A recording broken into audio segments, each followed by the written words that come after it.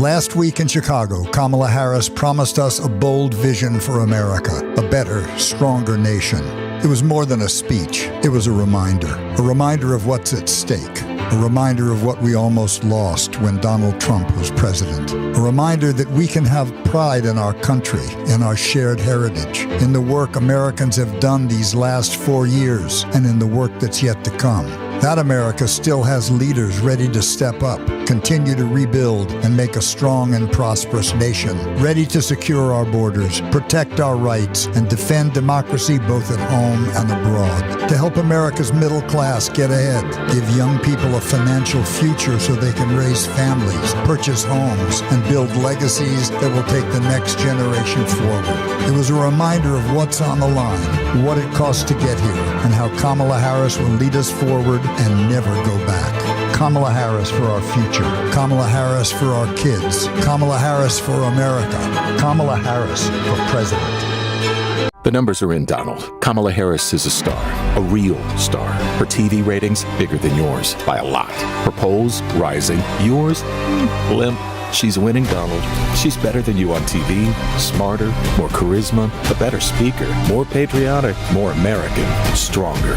Even Fox News is hanging up on your crazy calls. Mr. President, thank you so very much, sir. You've lost it, Donald, and you're about to lose. Thank you. Well, that's all I could see is thousands of asses. You know, I always look for good words. Highly sophisticated. I'm highly educated. I like sophisticated words. Name Hung Cow. I love that name. And that name alone should get you elected. By popular demand, I'm doing a new series of Trump Digital. Watch their asses from the back. Remember when Biden sent Kamala to Europe to stop the war in Ukraine, she met with... We are not just going to make America great again. We're going to make American democracy great again. We're going to bring it back at me. I hate when people laugh at me. I hate it. I hate it. No, it's so disrespectful. They laughed at me. In less than 2 years, my administration has accomplished more than almost any administration in the history of our country. America's so true. Dinner that Hunter Biden and his family attended with a Russian oligarch, and they said that after that dinner, that oligarch wired $3.5 million to Hunter Biden's firm very quickly. It was a very quick wiring. I'm sure he worked very hard for the money. Several witnesses testified that Hunter Biden invoked his father in business dealings with Romanian, Chinese, Kazakhstani, and Ukrainian companies, in addition to other companies and people, resulting in millions and millions of dollars flowing into the Biden family.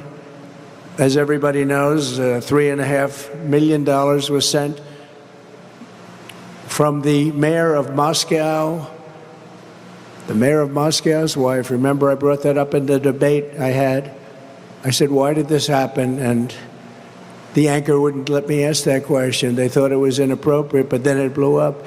$3.5 million was sent by the mayor of Moscow's wife. When will you learn, Donald? They're all against you. You might have seen a couple of days ago Donald Trump's already dwindling crowd get even smaller. Even the spy Mitch McConnell and Karl Rove sent to keep an eye on you. Chris LaCivita likes them, knows them, worked for people like Mitch McConnell and Bush for decades. And a new poll indicates Harris is surging in the Sunbelt states. He didn't want to work for you, but it seems like he's still working for them, giving you bad advice, steering you wrong. Donald Trump supporters now either dressing up his empty seats at his rallies, or the guy has a serious problem getting people to show up for him. Embarrassing you. J.D. Vance, he let you choose that embarrassment, costing you money. And if you didn't win, he's just fine.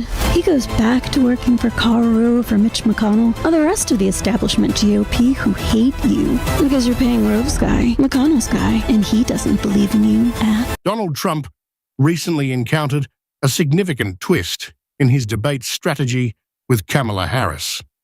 Initially, Trump had agreed to participate in 2 debates with Joe Biden, one scheduled for late June and another on September 10th, both to be hosted by ABC News. However, with Kamala Harris emerging as the Democratic nominee, Trump was displeased and sought to alter the terms of the upcoming debates. Trump's first move was to declare on Truth Social that he had agreed to a new debate format hosted by Fox News, effectively cancelling his participation in the September 10th debate on ABC News. He justified this change by citing an ongoing litigation against George Stephanopoulos and accusing ABC of having a conflict of interest. His announcement included a series of complaints about Harris and the network, painting a picture of himself as the aggrieved party. Kamala Harris responded quickly on Twitter, challenging Trump's excuses and reaffirming her commitment to the original debate schedule.